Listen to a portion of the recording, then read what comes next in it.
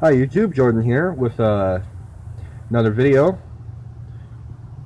The first video in quite a while, but I was replacing the dipstick on my 350 and I thought I might as well show how I do it.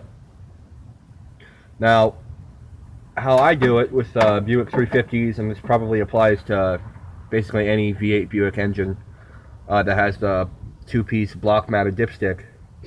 There is the upper part of the dipstick tube right here, which would have a little tab spot welded right here that would bolt it to this little tab on the heat shield on the exhaust manifold, that right there. And then there's the lower piece down in there, which, as you can see, kind of has a little kink in it right there, a little S-bend, which shouldn't be there. I think that happened when I was installing these new manifolds I bought off eBay. Yeah, so what I do is with the manifold still attached to the engine, unbolt the downpipe from the manifold itself and just swing that out of the way. Then take these two manifold bolts right here on either side of cylinders 1 and 3 and thread longer bolts in there, and then take all the other bolts out. Then you can slide the manifold back just enough to get a ratchet or a ratcheting wrench in there to get to that bolt right there that you see, and a flexible head ratchet really helps with this. This is the one I have. It's a Craftsman that I bought at Sears before they went out of business and sold Craftsman to Lowe's.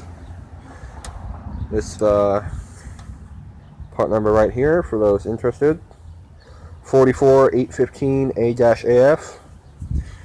And yeah, I will be right back as I'm going to go get the replacement dipstick tube I bought from TA Performance out and show it to you guys. Yep, here we are with the replacement dipstick tube from TA Performance. As far as I know, they are the only people that make dipstick tubes for 350s, and if you will notice, it is all one solid cohesive piece instead of a two-piece. This dipstick tube is meant for use with headers. That's why it doesn't have the piece up here, because with headers you can't use the heat shield and all that stuff.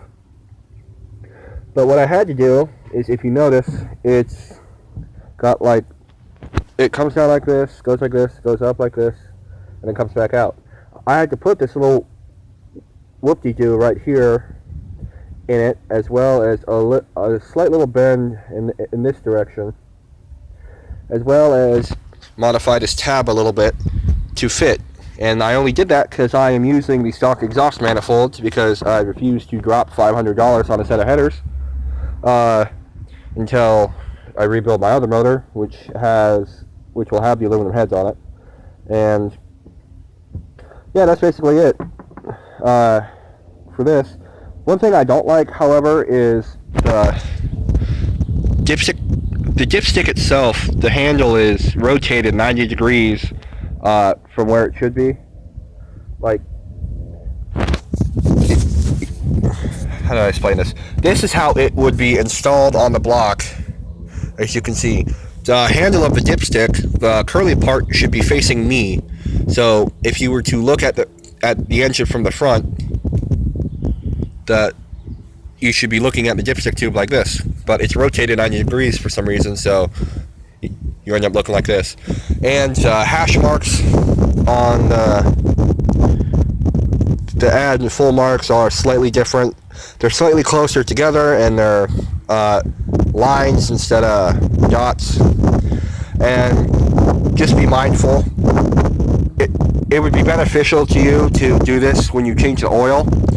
Buick 350s take exactly 5 quarts with filter change. I use the Bosch 3423 filter. It takes 5 quarts with that filter, and it reads right at full with the original dipstick and tube. And if it doesn't read at full on this one, then I will just make a new hash mark where it does read full, and then that's the one I will go by.